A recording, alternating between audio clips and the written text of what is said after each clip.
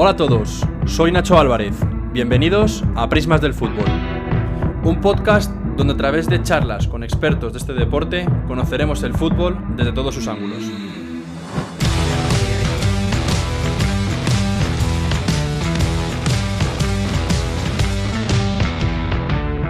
En este primer episodio hemos charlado con Samuel Álvarez. Samu es el actual preparador físico del Fútbol Club Santa Coloma, el equipo más importante e histórico del fútbol en Andorra, quizás, con permiso, del Fútbol Club Andorra, de Gerard Piqué, que milita en la segunda división española. Samu es una persona que, como tú y como yo, comenzó desde lo más bajo del fútbol, desde la regional preferente madrileña, y que poco a poco, a base de trabajo, constancia, ganas, ilusión y formación, ha conseguido cumplir su objetivo de dedicarse a lo que más le gusta. Ha sido una charla muy interesante, larga, en la que ambos hemos podido reflexionar, compartir, aprender y debatir sobre diversos temas que involucran la preparación física, tanto en el fútbol profesional como en el fútbol amateur. Hemos intentado que esta charla sea para un aprendizaje de todo el mundo, tanto nuestro propio como de la gente que lo escucha. Samu es una persona que es un 10 como persona, además de un excelente profesional con un gran futuro por delante, y creo y espero que disfrutéis el podcast tanto como creo que hemos disfrutado los dos haciéndolo. Bueno, Samu, bienvenido a Prismas del Fútbol, primer episodio, primer invitado. Lo primero, darte las gracias por querer participar en la aventura que comienza hoy, siendo el primer valiente en aventurarse. Además, me gusta que seas tú el primero, porque, bueno, ya te lo he comentado fuera de grabación, pero creo que a nivel profesional nos puedes aportar un montón de conocimientos y un montón de cosas interesantes. Luego también creo que a nivel personal, que yo lo poco que te conozco, creo que también es una persona que dejas huella en los jugadores y en el cuerpo técnico con los que has compartido tiempo, y eso es fundamental para mí. Y luego también porque, al igual que yo mismo y a lo mejor alguna gente que está escuchando el podcast, has empezado desde lo más bajo, sin ser jugador, sin ser nada, y has llegado al fútbol profesional, ¿no? A poder dedicarte a lo que más te gusta.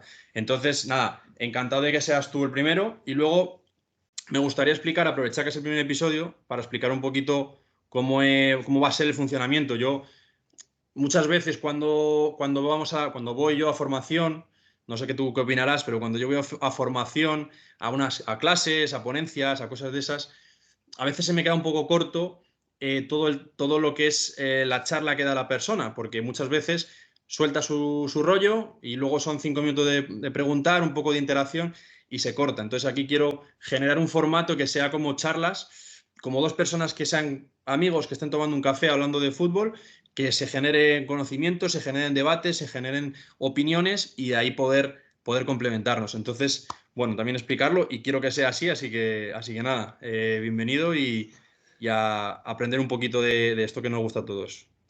Bueno, Nacho, pues lo primero, muchísimas gracias. Me hizo mucha ilusión cuando me lo dijiste, pero ya cuando me dijiste que yo era el primero, eh, hay que ser agradecido en esto, porque de verdad que me hizo mucha ilusión.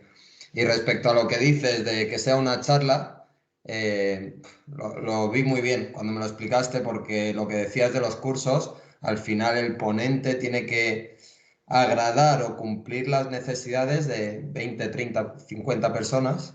Y aquí es que necesitamos tú y yo, y creo que pueden salir cosas un poquito más concretas que en una ponencia. Así que encantado de Totalmente, estar aquí.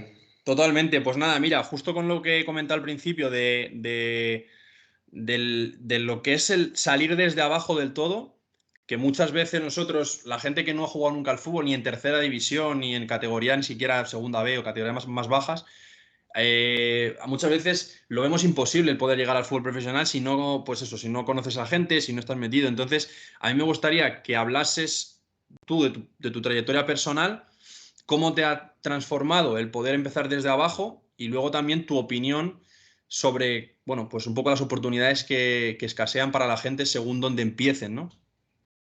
Bueno, para mí hay como un antes y un después. Llego los últimos años del fútbol no profesional, llego a un club que se llama Club Deportivo Proas y ahí, junto a Alejandro Sajeras, que era el presidente, que ya había tocado el fútbol profesional, me hizo cambiar la perspectiva. Y la perspectiva era de ¿por qué no visualizamos esto que tenemos como lo primero, como un laboratorio para probar? Y lo segundo, visualizar como si esos jugadores o el contexto en el que estás fuese el mismo al que te quieres enfrentar en un futuro. O sea, de hecho allí en Proas, lo que me decía, por ejemplo, era, ese jugador es tu Neymar. Y imagínate que cuesta este dinero o esta tarea antes de un partido no se puede hacer. Porque imagínate que hay cualquier fallito y hay una torcedura de tobillo, cualquier cosa que va a impedir al jugador saltar al campo. Pues si mezclas todas esas cositas que se puede hacer en cualquier contexto, ya te pones en ese punto al que quieres llegar. Pues si cuesta este jugador 100.000 euros, yo no puedo estar exponiéndole a riesgos, por ejemplo. O si estos dos jugadores me están generando un conflicto, en el fútbol amateur lo más fácil es, voy al presidente, oye, que estos dos chicos me generan conflicto, les quiero fuera. Y lo que me generaban allí era de que no, que no, que no. Que lo importante es el jugador y el contexto en el que te vas a encontrar es si ese jugador es como un jugador franquicia, como los de la NBA, ese jugador no va a salir. Entonces Ya. tienes que ponerte en esa situación e intentar convencer al jugador o empezar a crear herramientas para todo esto. Entonces, volviendo un poquito a la pregunta, el inicio es siempre duro porque encima en ciudades grandes hay muy poquitas oportunidades y hay mucha competencia y entonces, bueno, pues te ves a veces sobrepasado por la situación de gente que de repente llega a tercera y tú no, y no sabes por qué, a echar muchas horas, no puedes concretar tanto porque tienes un montón de equipos, pero también te digo que es lo que te hace ponerte en tu sitio y valorar dónde estoy ahora. Yo cada día que salto al campo de cada entrenamiento hace unos años era lo que deseaba esto, así Ujú. que agradezco todas las oportunidades que me han dado en Madrid y, y por Es, eso estoy donde estoy ahora mismo. es también que al final todo lo que has pasado, yo creo, a través de tu carrera, cuando no te podías dedicar a full time a esto, creo que al final es lo que te genera ese aprendizaje, es básico para luego cuando, lo que se habla muchas veces, estar preparado para cuando te llega la oportunidad. Si tú ese tiempo previo a la oportunidad no lo estás aprovechando, no estás yendo al 100%, no estás dando todo lo que tienes, al final cuando te llegue el momento vas a decir, coño, estoy como desentrenado, ¿no? Y creo que eso es fundamental en tu carrera también. Pero es lo que te digo, si yo no me hubiese puesto en ese prisma de este jugador va a ser o tiene este valor o el entrenamiento, cómo es el entrenamiento, cómo es el día a día, o sea, valorar todo eso. Si yo doy el salto a nivel profesional, el primer año me comen, desde luego, porque te encuentras situaciones que son muy similares. O sea, en un equipo de barrio te puedes encontrar a dos que se pegan en un momento dado. Y en el fútbol profesional también puede haber conflictos dentro del vestuario. ¿Qué más? Cosas, por ejemplo, que nos quejamos mucho en el fútbol amateur de es que no tengo jugadores o de repente me han faltado dos por Mm, venir a entrenar. ujú. Que esto pasa, que yo ha habido situaciones donde se me lleva la selección a 5 o 6 como el año pasado y Claro. tienes que entrenar con 12 13 jugadores. Entonces, si tú consigues ponerte en ese prisma de lo que me está pasando aquí en el fútbol amateur, me va a pasar allí a otro nivel, Ujú. pero los mismos conflictos, pues luego lo sabes resolver, tienes herramientas. Claro, te prepara. Te quería preguntar, porque claro, yo viendo tu trayectoria, estuviste en clubs aquí de la zona de Madrid, bastante conocidos para el que conozca el fútbol madrileño, Adarve, Sporting Hortaleza, Santa Ana, equipos, digamos, incluso a nivel nacional, conocidos. Luego de ahí vas a Malta y te quería preguntar un poco por esa experiencia. ¿Cómo fue salir de España? ¿Cómo es el fútbol de allí? ¿Qué te aportó esa experiencia en general? Pues vale, Malta es una historia porque yo me fui para allá para estudiar inglés. Ujú. Y como estaba en esa transición de jugador, preparador físico, los primeros días me busco un campo de fútbol cerca de donde me alojaba y digo, me voy a presentar allí a ver qué pasa. Y me llevé las botas y todo porque yo quería entrenar. Y llego allí preparándome mi frase porque no sabía inglés en ese momento y ya me dice el entrenador algo, me responde que yo no entiendo y yo me meto para el vestuario. Y yo empiezo a entrenar con ellos y al día siguiente el entrenador me dice que siga viniendo. Entonces, ¿qué es lo que me aporta esto? El poder poner a los jugadores otra vez en contextos donde se pueden ver en un futuro. Por ejemplo, yo no entendía nada de inglés. Yo estaba de jugador allí, ¿eh? No entendía nada de inglés y entonces me tenía que adaptar o buscarme un traductor, que había un argentino allí que me ayudaba mucho, o ponerme el último de la fila y ver cuál era la tarea e intentar entenderla.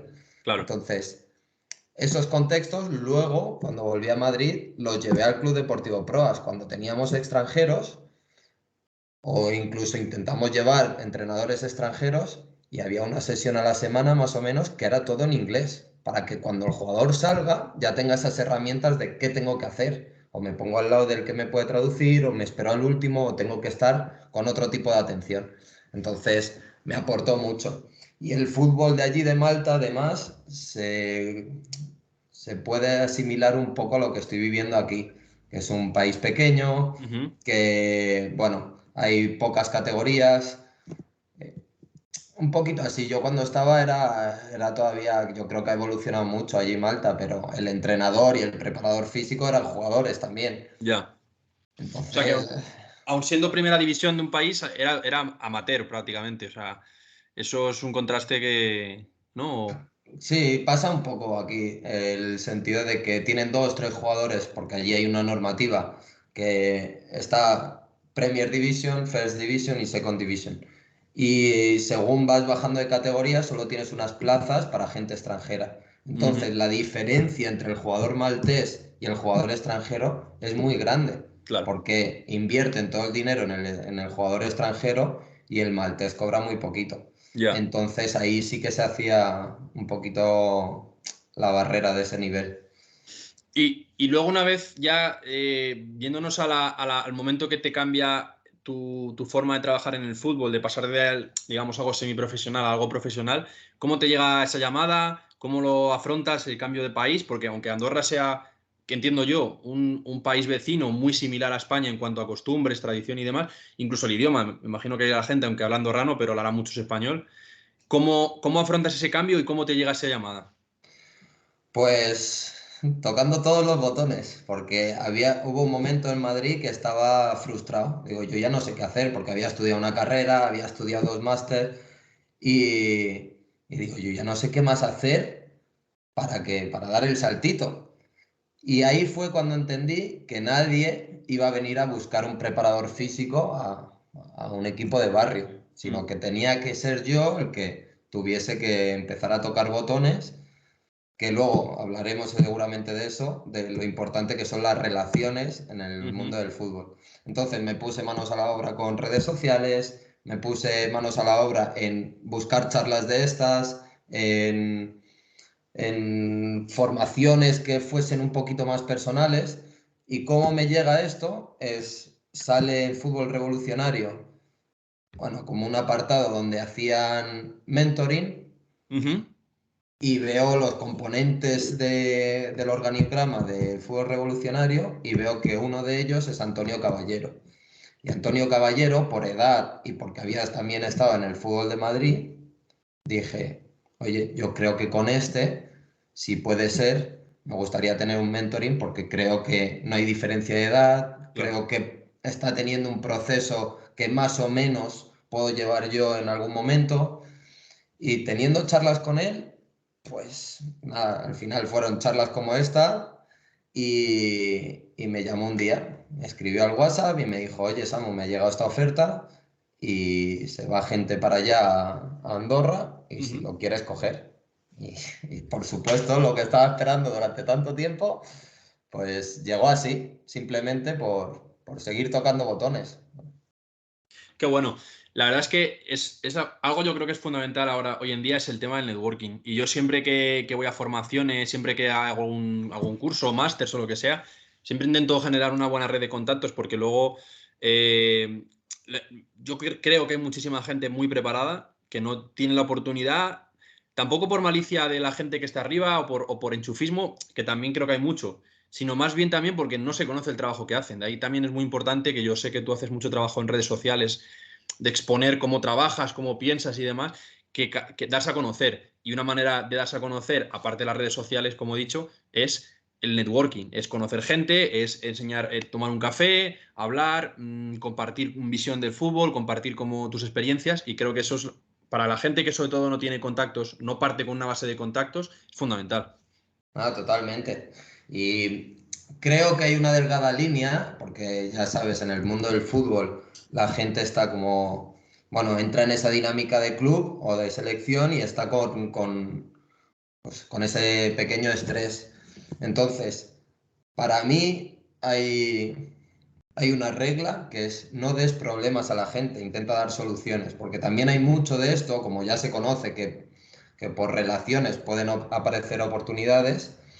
Hay mucha gente que o te contacta por LinkedIn o por redes sociales o por tal, y no tienes tiempo para todos, para tomar un café con todos. Entonces, es cómo puedo llegar a través de las habilidades sociales Ujú. a algo que no sea ni cansino ni nada, porque seguro que os suena la frase de ¿qué tal amigo? ¿Qué tal amigo? Si no has cuidado esa relación es que me estás pidiendo algo ya.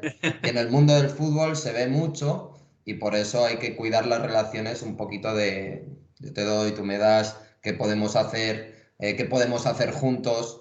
Puedo ver un entrenamiento tuyo donde yo no molesto, yo voy para allá sin ningún tipo de interés, Ujú. voy a ir a todos los entrenamientos a ver si me ven por allí y me contratan. Sí. No, bueno, medir un poquito con esas cosas porque también hay mucho de lo que tú dices. Hay gente muy preparada que tiene vergüenza y no crea esas relaciones y gente menos preparada que no tiene vergüenza y Y llega bueno, más lejos, ¿no? Al final.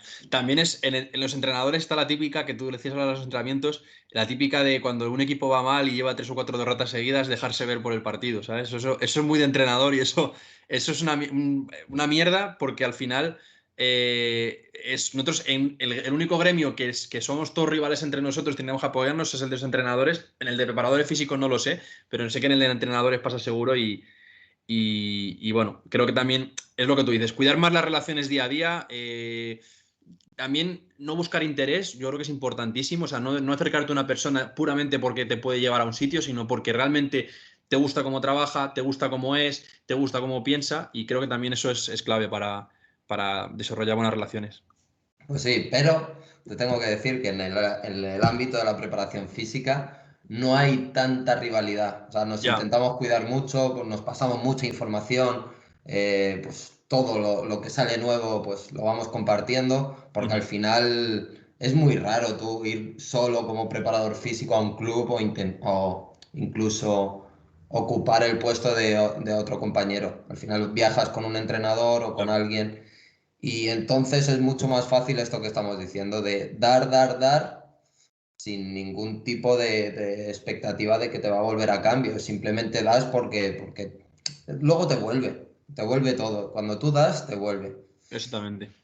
Bueno, ahora yo quiero centrar un poco la conversación en el tema de Andorra, ¿vale? Mucha gente no conocerá cómo es el fútbol en Andorra, desde cómo es la liga hasta cómo se trabaja allí, cómo es el nivel, cómo influye el tema de que seas un país tan pequeño, si es profesional o no es profesional. Entonces, todas estas preguntas quiero que me las respondas y que me digas o que cuentes un poco, que expliques un poco para la gente que no te conoce tanto, cuáles han sido hasta ahora tu experiencia en Andorra, que llevas, me parece que son 2 años, ¿verdad? Esta es su segunda temporada.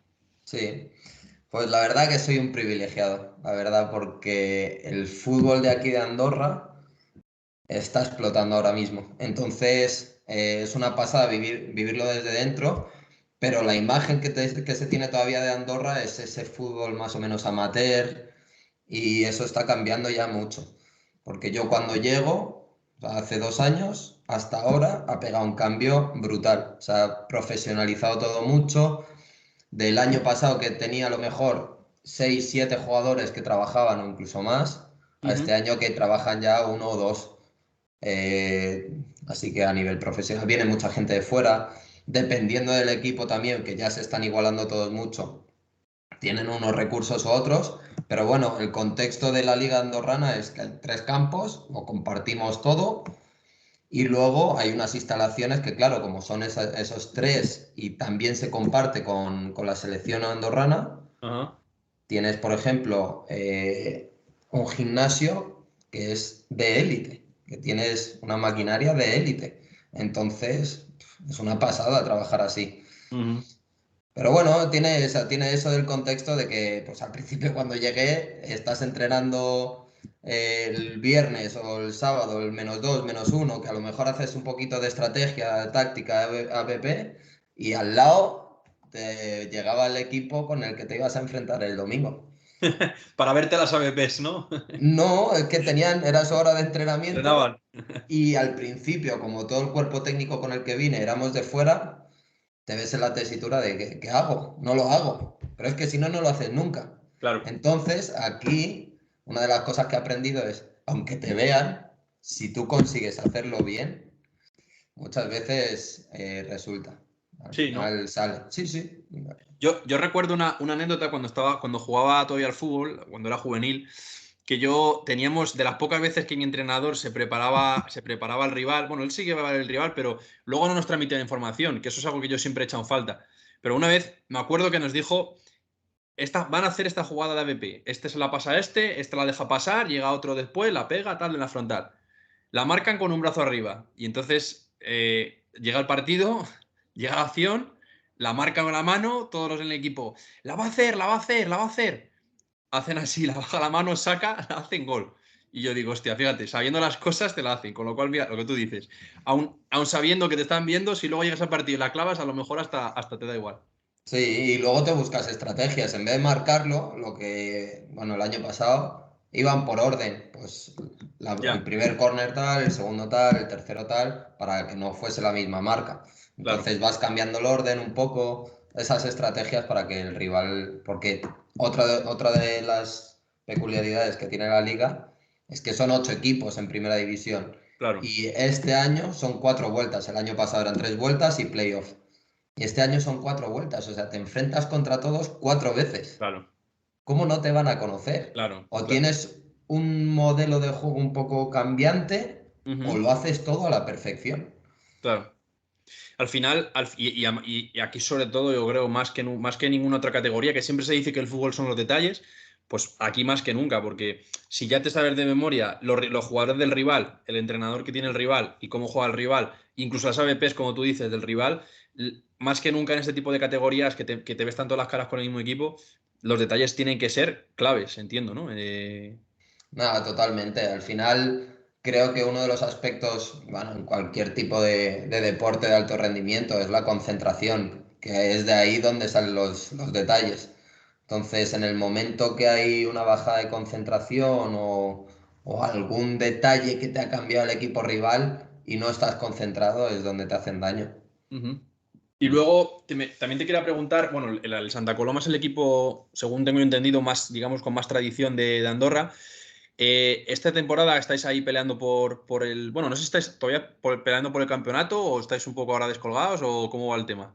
Ah, todavía seguimos ahí. Ayer ganamos y hoy ha pinchado el líder, que se enfrentaba el primero contra el tercero. Ujú. Entonces estamos ahí bastante apretados. El primero nos saca 5 puntos, al segundo y el tercero que estamos empatados a puntos, que es el Inter, el segundo, y el primero es el Athletic Club Escaldes, que es donde estaba yo el año pasado. Ujú. Pero todavía El, hay muchas cositas, porque al enti- final, sí, sí. como te enfrentas, va a empezar ahora la última vuelta. Ujú. Como te enfrentas otra vez contra ellos, son duelos directos. Claro, Entonces se rascan mucho más puntos que a lo mejor en otras ligas. claro. Te iba a decir que entiendo que el primero se clasifica para la Champions, como suele ser en todas las ligas, ¿no? De Europa. ¿El segundo que irá a Europa League o es Conference o es el campeón de Copa o cómo va? El primero va a previa de Champions, que normalmente se hace en una sede, se hace una Final Four y el que gana pasa allá a las clasificatorias para previa de Champions. Sí. Luego el segundo tiene acceso a previa de Conference League, no hay Ujú. Europa League, y el campeón de Copa Conference League. Pero sí que es verdad que muchas veces se da que los finalistas de Copa son el primero y el segundo. Claro. Entonces se abre una ventana más al tercer clasificado para Y, Conference. y la Copa, bueno, son dos divisiones en Andorra, ¿verdad? Y luego la Copa de Andorra, la juegan todos los equipos, los filiales no lo juegan o cómo. Pues justo, son 8 equipos de primera y en segunda división son 10 equipos, pero los filiales no participan en la Copa. Ah, ok. Eh, ¿Cuántos filiales hay en segunda? Parece que 4. 4, ¿no? Y el resto serán equipos que Sí, irán subiendo y bajando. sí. Vale, es interesante porque, fíjate, es un país que tenemos al lado, que participa en competiciones UEFA y que conocemos, yo por lo menos que soy muy curioso para esto, conozco bastante poco de cómo es el fútbol allí. Desconocía lo de los 3 campos, que como en un país tan pequeño, a ver, te ahorras viajar, que eso se agradece, ¿no? Pero bueno, 3 campos, es bastante curioso, bastante curioso. Y entiendo que hay mucho jugador andorrano en las plantillas en general, o es gente que viene de fuera principalmente. Pues eso es lo que está cambiando un poquito. El nivel de la liga está creciendo mucho y solo los jugadores andorranos que son capaces de adaptarse siguen en la liga. Entonces, porque claro, el perfil de jugador andorrano era que esto del fútbol era, bueno, un privilegio estar en primera división, pero no le daba de comer. Claro. Entonces había mucho jugador que lo compaginaba con el trabajo. Entonces esos jugadores están empezando a echarse a un lado y ahora pues eso, hay más competencia y los que están adaptándose están subiendo mucho el nivel también, la gente de aquí de Andorra. Pero sí, cada vez en la liga hay más gente de fuera y gente de mucho nivel también, que ¿Qué- vienen de segunda ref, primera ref, incluso alguno que ha pasado por primera división, segunda división. Ujú. O sea, te voy a preguntar, ya me lo has respondido, el nivel más o menos al que se puede. O sea, si cogiéramos a tu equipo y lo metiéramos a lo mejor en segunda ref o primera ref, bueno, ¿podría competir? Sí, es primera ref, segunda ref, puede estar por Sí, ahí, ahí en sí, medio, ¿no? Vale. sí, justo.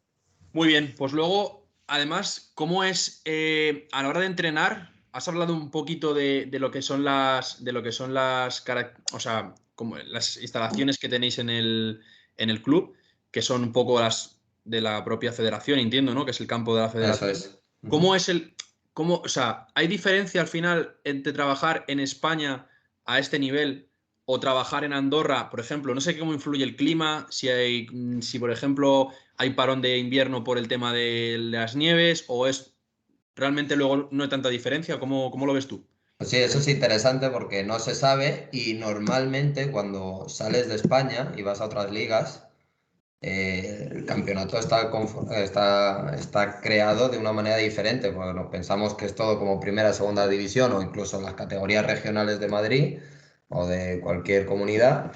Y no es así. Aquí, por ejemplo, tenemos el parón de invierno que se para casi un mes y ahí haces una pretemporada, otra pretemporada. Claro. Y luego hay fechas un poquito señaladas que ahí lo dejan como de margen por alguna nevada. Este año, por ejemplo, no se ha tenido que suspender ningún partido. El año Ujú. pasado sí que recuerdo que se suspendieron 2, me parece, y bueno, tienes esas fechas para que no te descuadre todo el calendario. Claro, claro, sí, al final al final de cierta manera también yo creo que al ser un país parecido a nivel cultural a España, cambiará un poco el clima que afecte, pero luego realmente el estilo de vida del jugador, el estilo de vida del propio país, al final variará muy poco, yo creo. Entonces, creo que también por eso no hay tanta diferencia. También te quería preguntar, ya saltando a otro tema distinto, para continuar avanzando, además de lo que es el trabajo condicional, el trabajo físico de un preparador físico, ¿qué cosas crees tú que tiene que aportar o que pueda aportar un preparador físico en un cuerpo técnico y en un vestuario? Para mí hay dos cosas muy importantes. Lo primero es desde dónde miras tú, que para mí los dos pilares fundamentales son el míster y el jugador. Por lo tanto, mi primera pregunta hacia ellos es: ¿qué necesitas, míster? ¿Qué necesitas de mí? Y al jugador, muy de vez en cuando, o sea, de vez en cuando, bastante a menudo, preguntarle: ¿qué necesitas? Porque si yo soy un poco el que mantiene esa relación, tengo que preguntar. Porque yo conozco a muchos preparadores físicos que, o incluso a mí me ha pasado alguna vez, de que dejo de preguntar cuando soy un ayudante para conseguir rendimiento. Entonces, si quiero conseguir rendimiento del cuerpo técnico y de los jugadores, tengo que preguntar. Y la otra parte importante para mí es que la preparación física no son la hora y media de entreno. La preparación física son las 24 horas del día. Entonces, es crear cultura, porque esa parte importante de la preparación física es que el jugador le convenza el querer hacer preparación física, el para qué te va a servir. Cuando tú les convences, les enamoras de lo que es la preparación física y entienden para qué les sirve, ya tienes el camino bastante plano para continuar. Entonces, ¿de qué me ayudo? Pues de la psicología. Al final, cuando estaba estudiando el máster allí en Barcelona, entendí que si era el que yo era el que les iba a hacer correr, les tenía que convencer de eso. No podía ser, porque la autoridad te sirve un ratito, no te sirve más. Entonces, es muy, muy importante lo que te digo, el conocer al jugador, qué necesita cada uno para poder utilizar esas llaves que te entregan diariamente con conversaciones y poder entrar y convencerles de lo que hay que hacer cada día. Qué bueno de lo que comentas, qué bueno, porque me quedo con dos cosas que creo que también, que muchas veces no nos paramos a pensarlo. Una de ellas es preguntar, porque muchas veces, tanto entrenador, preparador físico, el rol que sea dentro de un cuerpo técnico, muchas veces llego con el rol de imponer, de poner aquí mis cosas, de poner aquí mi forma de trabajar, y nunca le preguntamos al jugador: oye, me pasa, y conozco mucha gente, incluso de buen nivel, que le pasa: oye, ¿qué crees, cómo crees que te ayudamos más al entrenar? ¿Metiendo esto, metiendo tal? Cómo te hace sentir mejor el calentamiento? ¿Más intensidad, menos intensidad? ¿Cómo te puedo ayudar para que tu dieta sea mejor? En fin, un poco de preguntarle al jugador. Y muchas veces, para mí un ejemplo clarísimo de que no preguntamos a los jugadores es en los descansos de los partidos. No se les pregunta a los jugadores. El entrenador solo da instrucciones para mejorar. Y muchas veces las instrucciones: no os pongáis nerviosos, no os pongáis nerviosos. Pregúntale. O sea, el jugador está a 1000 por hora. No le digas no te pongas nervioso, porque se va a poner más nervioso. Pregúntale: oye, ¿cómo estás? ¿Qué puedes hacer? ¿Cómo te puedes calmar? ¿Cómo ves esto? Y creo que eso es fundamental de lo que has dicho. Y luego otra parte, perdona, antes de que continúe, otra parte importante es el convencer. Joder, porque es que es eso, no imponer, porque has dicho una frase que me ha encantado, que es lo de bueno, no sé cómo has dicho, la autoridad es temporal. O sea, eso llegas, pones autoridad, pero eso se va. Y si tú convences, es cuando el jugador cree más allá y va más allá. Ah, totalmente. Sí, por eso es muy importante que cuando ya te abren la puerta, cuando ya ven que tú estás allí para ayudarles, es cuando te escuchan realmente. Porque si no, van como en piloto automático y van haciendo cosas. Pero, por ejemplo, para mí una de las partes más importantes de la preparación física es hacer las cosas al máximo. Al máximo me refiero a cómo el jugador se va a encontrar en un terreno de juego. Por ejemplo, si voy a mover peso, moverlo rápido. Si voy a frenar, frenar rápido. Si voy a acelerar, acelerar rápido. Si voy a hacer un sprint, hacerlo a máxima velocidad. ¿Qué pasa? Que si tú no les convences, por mucho que le digas: corre rápido, necesito más, quiero más, no te lo va a hacer.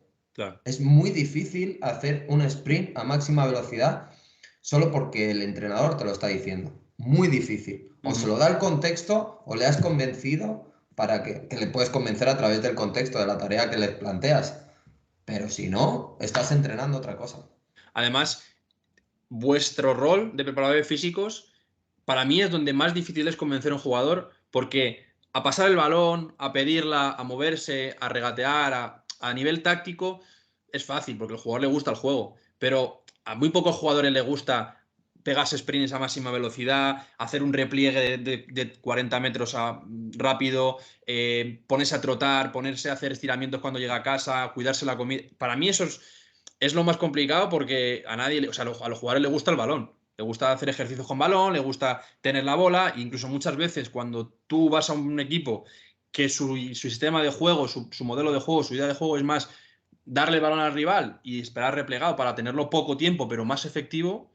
Y los propios jugadores, te demandan y el jugador tiende siempre a querer tener el balón. Entonces, me parece que vuestro rol es muy importante, que convencéis de que la preparación física es importante. Pero ¿sabes qué les gusta más? Sobre todo al futbolista de élite. Les gusta competir, les gustan los retos. Entonces, yo una de las partes que utilizo de los test de valoraciones funcionales de a principio de temporada, voy haciendo de vez en cuando, o puede ser esto como puede ser cualquier otra herramienta, donde el jugador ve que mejora. Y que mejora, primero, compitiendo contra él mismo y cuánto mejora respecto a sus compañeros. Y bueno, ahí ya les tienes un poquito enganchados de, aquí hay competición también. Que Claro. si hay competición y yo quiero ganar a este, aunque sea un pique sano, si yo quiero, por ejemplo, un test de salto que se hace muy rapidito, si yo quiero ganar al otro en porcentaje, he aumentado mi porcentaje más que el otro, seguro que esa semana me cuido más, como bien, duermo bien, me estiro, todas estas cositas para que el miércoles que viene, por ejemplo, salte más. Entonces, está ahí, es motivación, es Es, encontrar la clave que necesita cada jugador, porque la es- tienen. Estoy de acuerdo. Además, un jugador a esos niveles llega cuando es competitivo. Un jugador que tiene nivel y que tal, si no tiene ese gen competitivo, esa ganas de superar, esa ambición, yo creo que no llegan a cierto nivel, a más de un. O sea, no llegan a ser profesionales. Y creo que es una buena manera de enfocarlo. La verdad, muy interesante porque además los test es un dato muy objetivo. Es decir, es un número. Si tú saltas, no sé, no sé cómo lo mediréis, 30 centímetros o 1 metro o 3 metros, si la siguiente vez saltas 3 metros y medio, estás mejorando. Y eso es objetivo, no es percepción. Entonces es una muy buena manera de hacerle que quiera mejorar y que quiera competir y que vea resultados.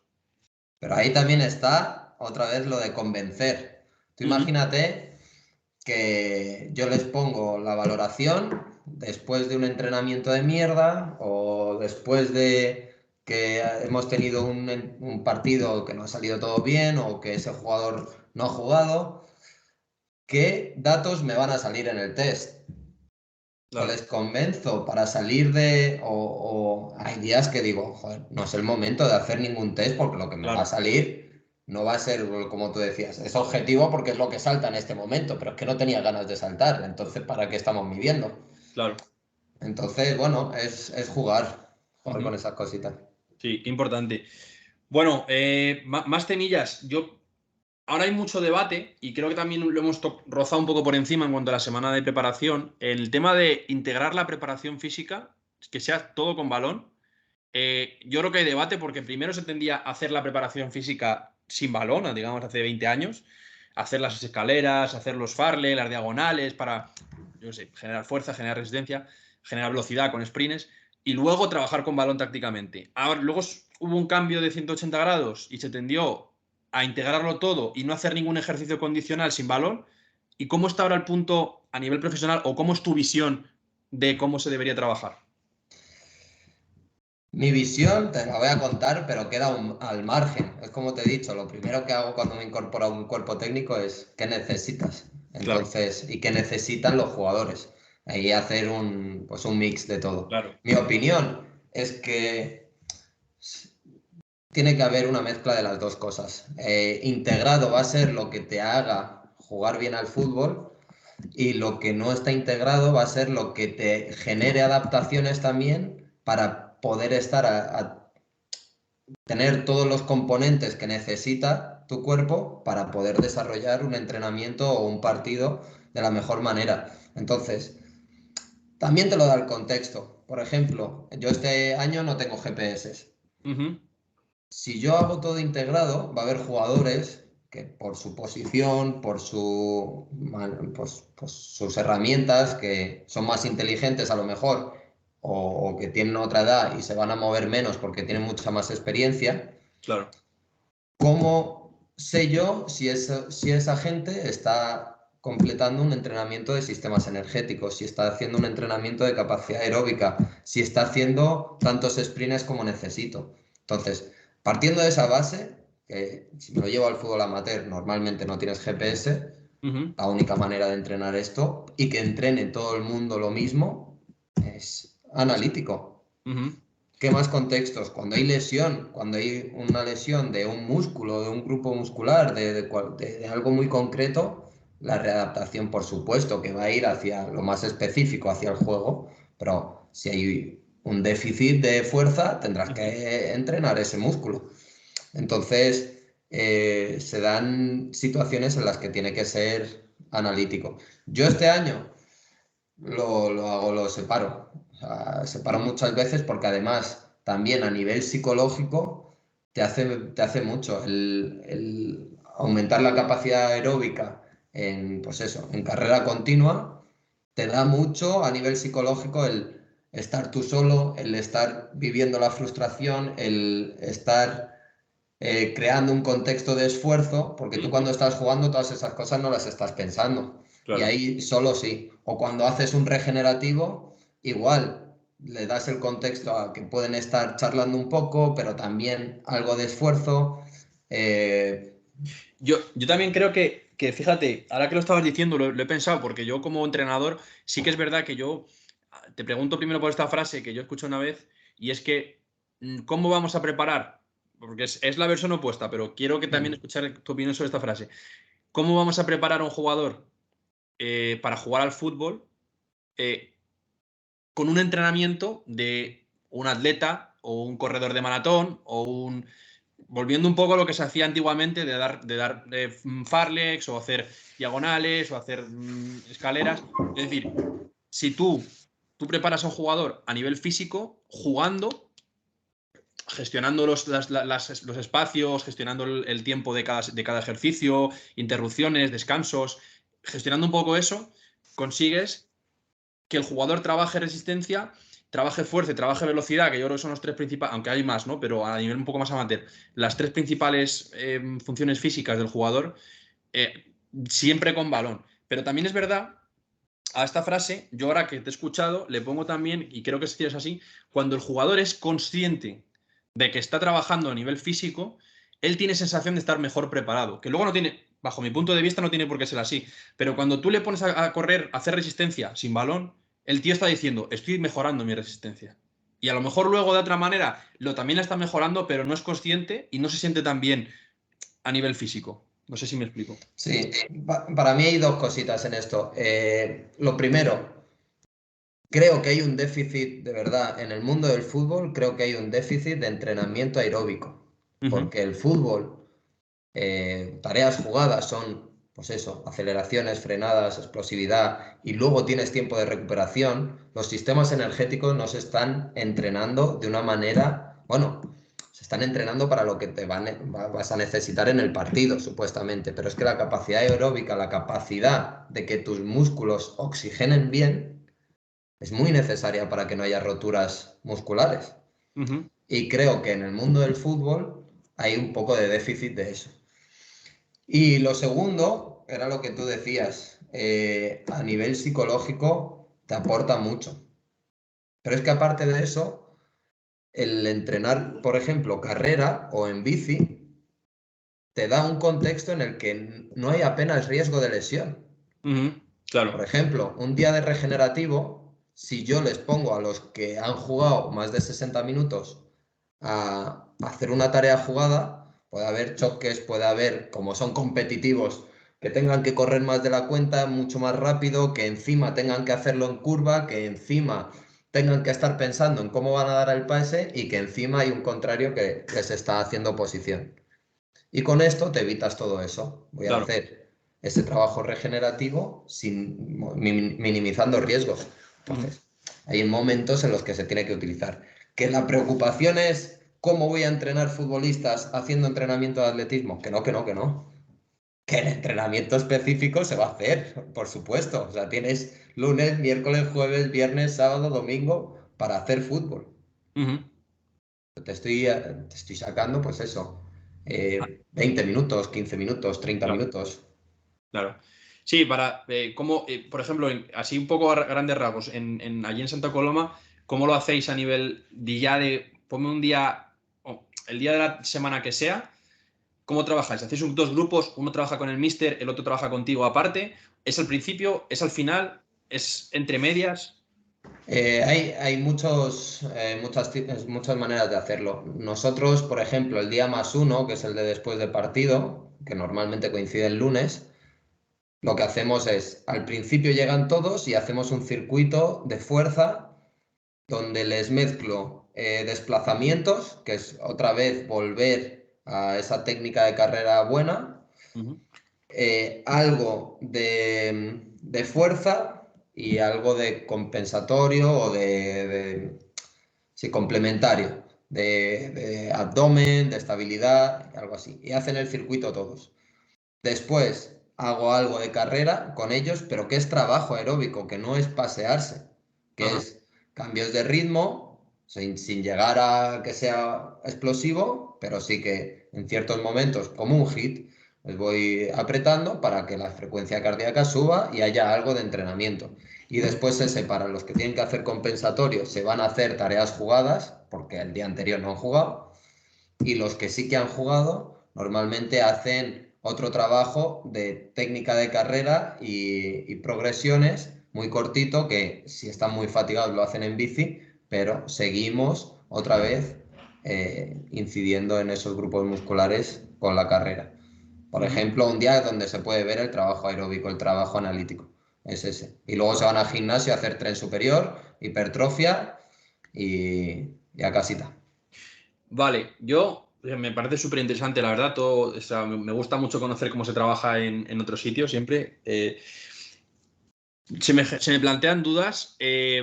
Una es una que quiero comentar ahora, que lo acabas de mencionar justo, es el tema de la hipertrofia en el fútbol.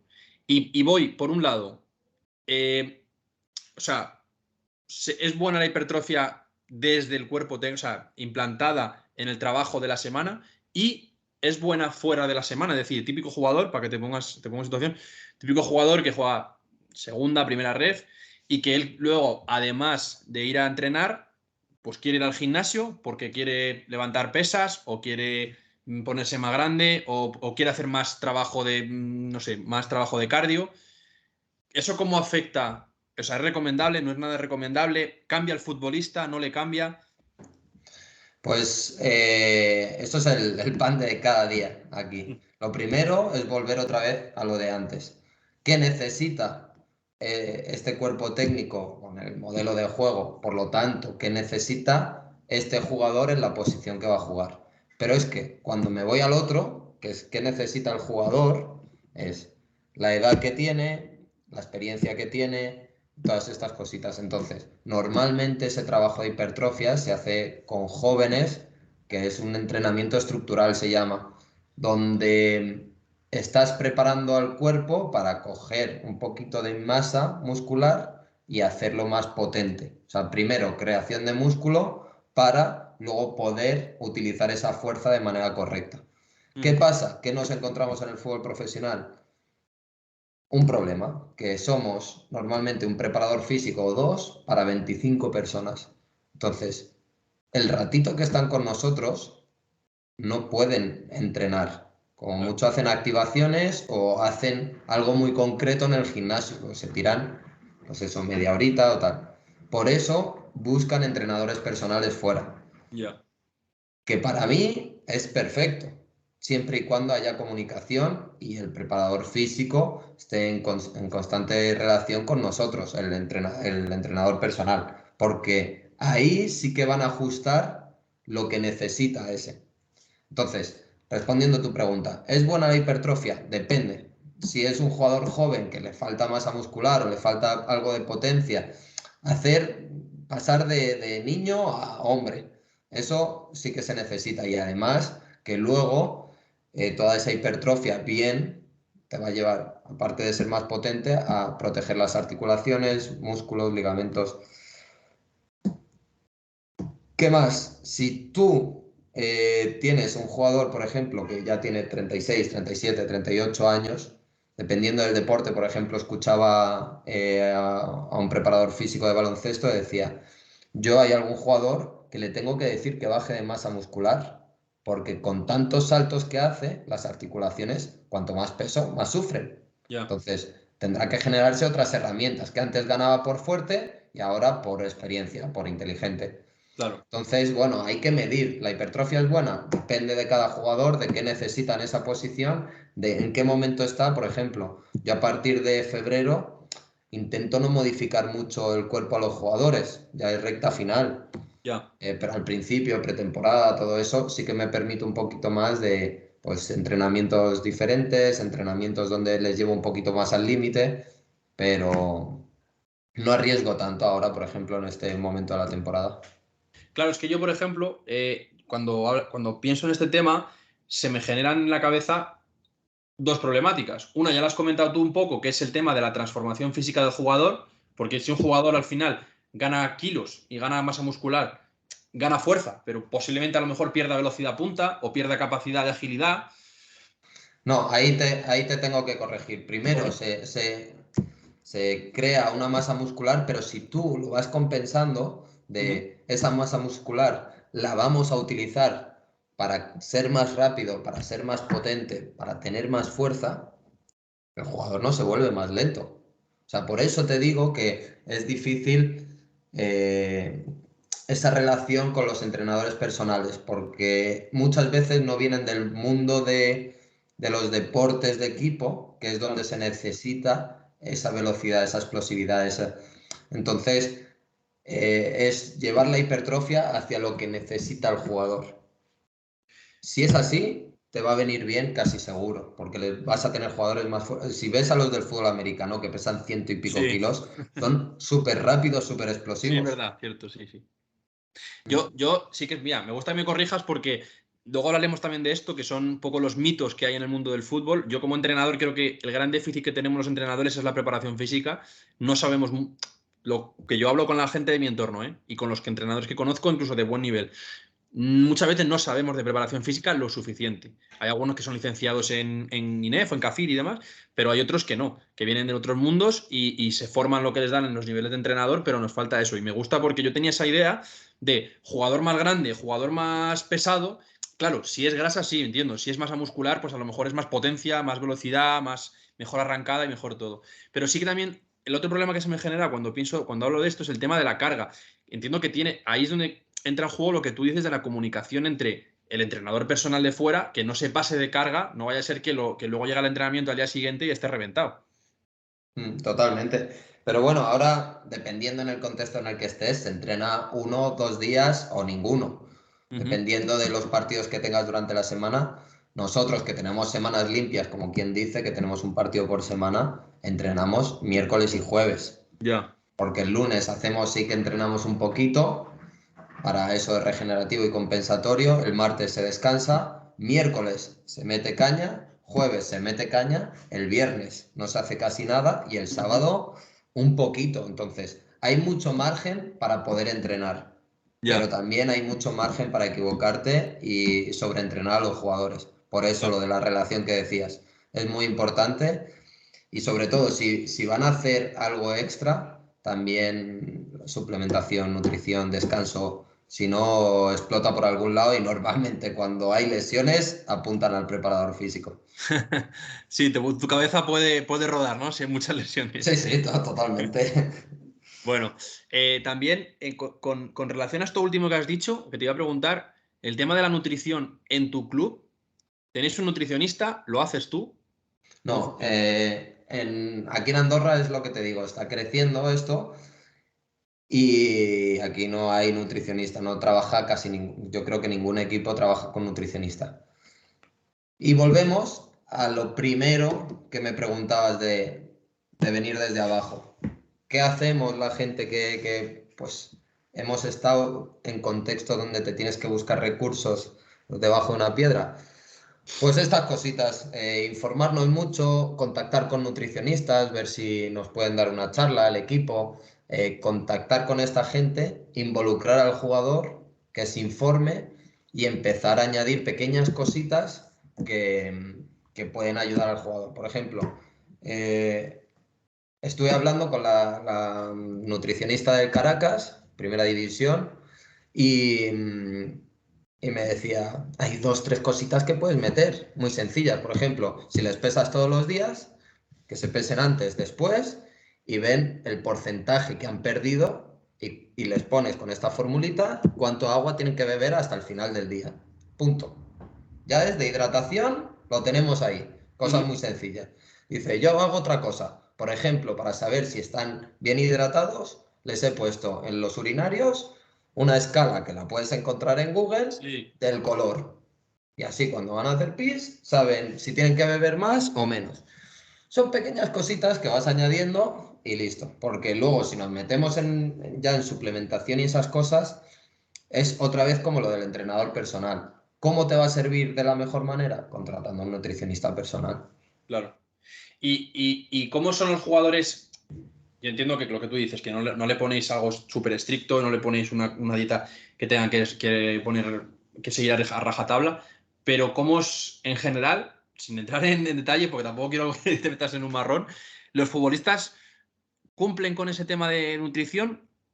O sea, ¿tú crees que tienen buena alimentación y buena hidratación? ¿O hay alguno que te lleva la mano a la cabeza? Bueno, depende. En un equipo de fútbol te encuentras siempre de todo. Sí.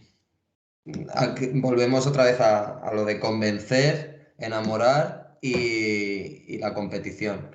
Cuando son competitivos, a mí me ha pasado este año que me he encontrado con un grupo que, te lo juro, tenemos alguna cena o algo de equipo y yo normalmente al final tienes que manejar la información, vas preguntando por aquí, por allí, qué han hecho después y tal. Y me ha sorprendido, vamos, este año de ninguno, no se toman ni 2 cervezas, habrá uno o dos que se toman una cerveza. Ya.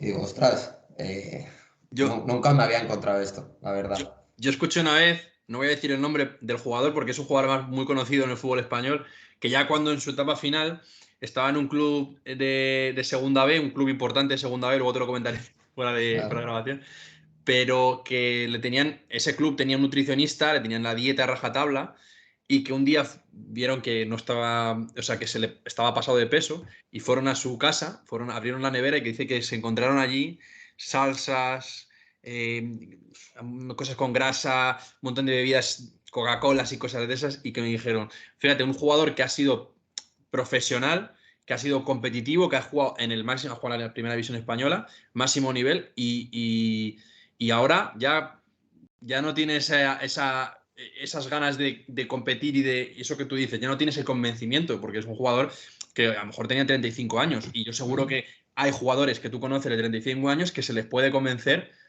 para que se cuiden porque eso les va a aumentar el rendimiento, va a prevenir lesiones y va a hacer que tengan una carrera más larga. Pero lo que no se puede hacer, vamos, este es mi punto de vista, es demonizarlo tanto, no puedes ir en contra del jugador, porque te encuentras jugadores de estos, de que, bueno, sobre todo jóvenes que desde siempre, toda la carrera, pues no se han cuidado tanto la alimentación. Y cuando vas a cuchillo con ellos de cómo te pases un gramo, cómo comas mal, cómo no estires, cómo no vayas al gimnasio, te los cargas. Porque las dos cosas que le mueven son la competición y la motivación. Si deja de motivarles esto y es un trabajo estricto, Ujú. muchas veces te los cargas. Entonces, tú sabes perfectamente que si bajase 2 kilos sería mejor jugador. Bueno, ten- tendría mejores condiciones y tendría mejores herramientas para ser mejor jugador, pero a lo mejor psicológicamente te lo estás cargando. Qué bueno eso. Ujú. Entonces, pues imagínate que yo le prohíbo tomar alcohol a alguno y le estás quitando el tomarse su cerveza los viernes o 2 días antes del partido con sus amigos de toda la vida, que son lo que les hace desconectar del fútbol. Qué bueno Te eso. lo cargas y para mí eso, con el tema del peso, yo los años que les peso es simplemente para tener una evaluación, que esto lo hacía en fútbol amateur y que lo hacía con niños también. Ujú. veía la evolución que traían con el peso y cuando veían alguna anomalía de este ha subido mucho o ha bajado mucho, ir y preguntar, oye, ¿qué pasa? Pues lo mismo ha tenido gastroenteritis y ha bajado 2 kilos. O lo Claro. mismo, se ha pegado una borrachera el día de antes y a los 2 días normalmente bajas 1 kilo, kilo y medio y ya, pues eso, te genera herramientas de conversación, pero nunca juzgarlo e ir a atacarlo, Ujú. porque, hostia, no le puedes, no puedes demonizar. Qué bueno, qué importante, porque es lo que tú dices totalmente, yo estoy de acuerdo, ya fuera incluso del mundo del fútbol, muchas veces estamos muy centrados en vida sana, no sé qué, no salir, no beber alcohol, no fumar, y hay gente, hombre, todo eso es malo, lógicamente, aquí no vamos a hacer apología de que beban y que fumen, ¿no? O que coman comida basura, pero muchas veces, si es una cosa puntual, a la semana, como tú dices, las cervezas con sus colegas el viernes, o una cena con su novia y que vayan a un sitio que les guste, que sea de pizzas o de hamburguesas. Eso le va a hacer mucho más bien que mal, porque a nivel físico seguramente sea negativo, pero si es algo muy, muy puntual, no va a afectar a largo plazo. Y a nivel mental, sin embargo, sí que le va a venir bien, por lo que se desconecta, se prepara en el partido, lo que sea, le ayuda a mentalizarse y a estar enfocado. ¿Sabes lo que me ha generado esto? O sea, el tratarlo de esta manera. Me ha generado que jugadores me lleguen y me digan, por ejemplo, el año pasado un jugador me diga, este año he perdido, no sé si perdió 5 o 6 kilos, este año igual, ¿eh? Otros 7, 8 kilos. Y me dice, y es porque no me tocas los huevos.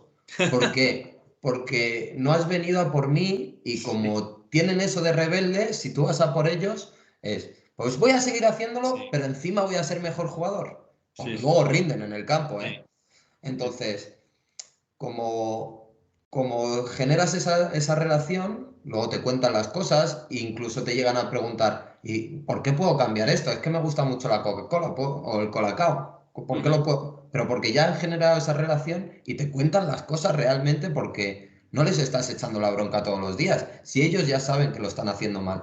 Si tú no les echas la bronca, pues te pueden contar las cosas y llegar a soluciones compartidas. De, joder, pues en vez del colacao, vamos a cambiarlo por cacao puro. Pues en vez del yogur con tal, pues métele miel, en vez ujú, de con azúcar. ujú, Yo qué sé. Entonces se encuentran herramientas y dicen, joder, es que no es un castigo, que para eso estaba el colegio, que me echaban la bronca todos los días. ujú. Qué bueno, qué bueno. Eso es. Yo vamos, me gusta escuchar que hay gente que piensa que son preparadores físicos, que hay preparadores físicos que piensan así, porque volvemos a lo de convencer y volvemos a lo de preguntar. Lo de qué necesitas, qué quieres, cómo te puedo ayudar, cómo te puedo mejorar, cómo te quieres organizar mejor. Es fundamental. Y creo que eso falta todavía, pero estamos avanzando, yo creo, en el buen camino. Sí. Luego, entramos en una parte que, bueno, que sí, que hay mucha controversia. Te voy a preguntar por dos. Pero vamos, este es el eterno debate de los preparadores físicos. Estiramientos y calentamiento. Estiramientos. ¿Cuándo? ¿De dónde? ¿Y cómo? ¿Y por qué? Y calentamiento lo mismo. Te voy a decir lo que yo pienso otra vez y luego te explico mi contexto. Ujú, Estiramientos como activación previos al calentamiento deberían ser dinámicos, rápidos, algo que sea más movilidad, llevar las articulaciones a ese extremo que se van a encontrar, pero siempre dinámicos, no un estiramiento pasivo donde estás alargando el músculo y lo dejas. Yo siempre se lo explico a los jugadores como las gomas elásticas estas que usábamos en el colegio para tirar papelitos. sí, Pues cuando llevabas muchos papelitos tirados, cuando estirabas mucho y te encontrabas una goma elástica de estas viejas, sí, parecía que estaba dada de sí, que ya no volvía. sí, Eso es sí. el stiffness. O sea, lo que tienen que estar tus articulaciones, tus tendones, tus ligamentos, tienen que tener esa reactividad. Por Ajá. lo tanto, si tú la estiras mucho, se te queda un poco dado de sí. Ujú, Entonces, estiramientos antes, dinámicos. Estiramientos después, para mí, deberían ser dinámicos también, aunque sean más lentos. Porque la clave para mí es si tú quieres hacer una amplitud de movimiento que se llama y mejorar en esa amplitud de movimiento, debes hacer una sesión separada del entrenamiento para que, como todo, como lo de fuerza, para que no influya en el entrenamiento específico de fútbol.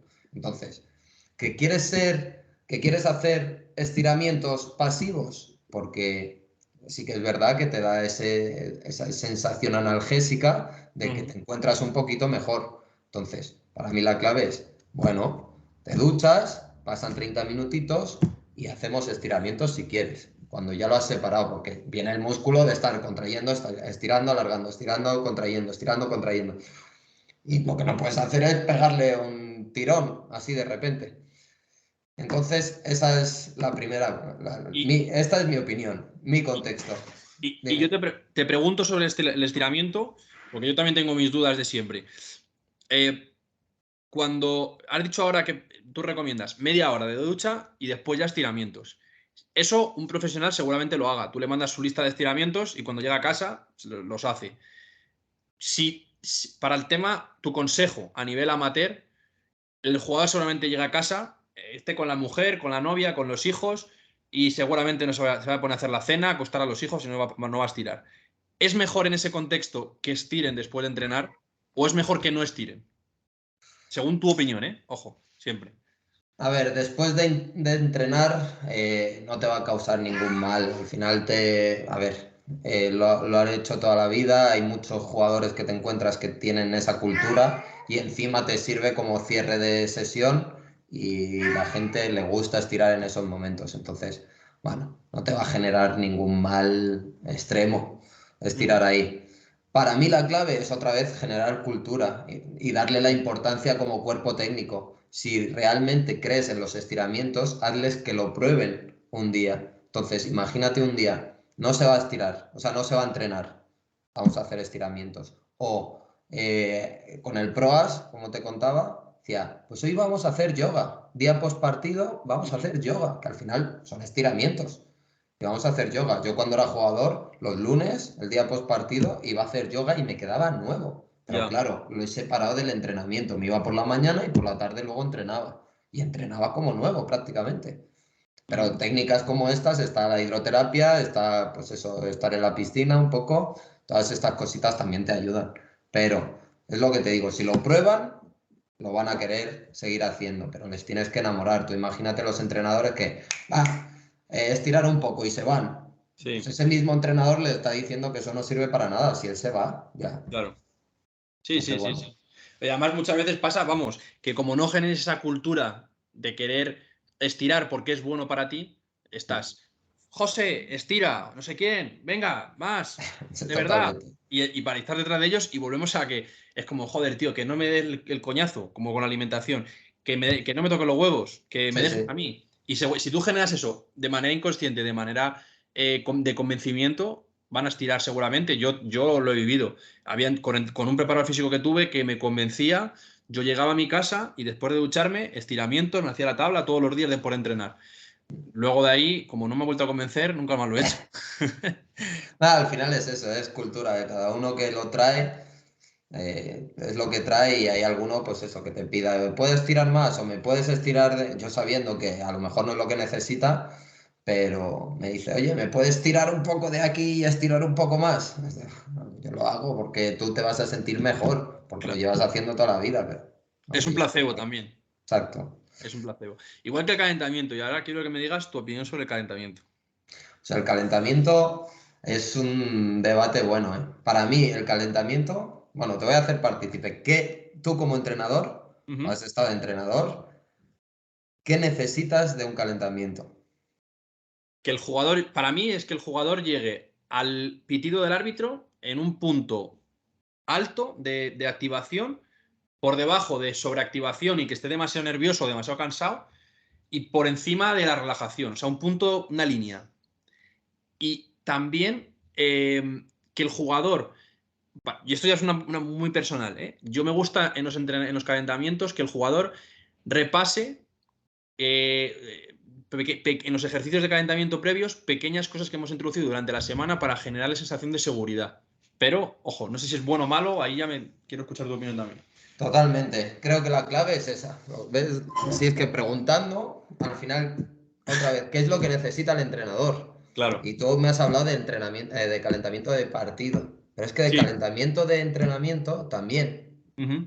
es llevar al jugador al punto óptimo para que pueda entrenar ya o competir al máximo. Y cada jugador, bueno, normalmente en el fútbol que estoy yo ahora sí que hacen activaciones o fisio antes, que activaciones previas, minibands, activación del glúteo medio, todas estas cositas, movilidad de cadera, en el fútbol amateur también se pueden hacer. Es que cada uno se puede comprar una miniband o se puede comprar un foam roller o lo que necesite cada uno. Pero bueno, para mí el calentamiento es eso, llevarles con los sistemas energéticos preparados, con los ligamentos preparados, con los músculos preparados. No hay más. Para mí, ¿qué me gustaría? Pues ya un poquito entrando, que muchas veces he hecho también de segundo entrenador, me gusta llevarles a esto que decías tú. Si va a haber, por ejemplo, yo qué sé, vamos a hacer una tarea de saltar líneas donde los mediocentros tienen que girarse, tiene que haber ese control orientado, pues vamos a enfocarlo a eso. Va a haber unas oleadas, pues vamos a enfocarlo más a esa carrera lineal o curva de máxima exigencia. Bueno, pues tirar el calentamiento hacia lo que se van a encontrar ese día. Y algo que decías importante de la confianza, para mí es la clave de todo, sobre todo en los calentamientos de partido. Sin ir más lejos, ayer llevábamos unas semanas de un poquito de estrés porque los resultados no se habían dado muy bien y la gente estaba como tensa.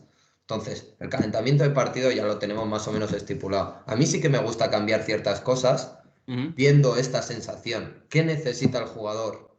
¿No? Hay días que tengo que estar, venga y dale, y necesito que rasquéis y no sé qué, tal. Y hay otros días, como ayer, es de, pues tenéis un minutito con el balón, tranquilamente, hacer lo que queráis. Ahora, vamos a hacer situaciones combinadas que hacemos, bueno, unas evoluciones con finalización, donde yo no estoy, venga, y más rápido, y más velocidad de circulación y tal. No, es lo que necesiten y el ritmo que necesiten. Solo necesitan estar pensando.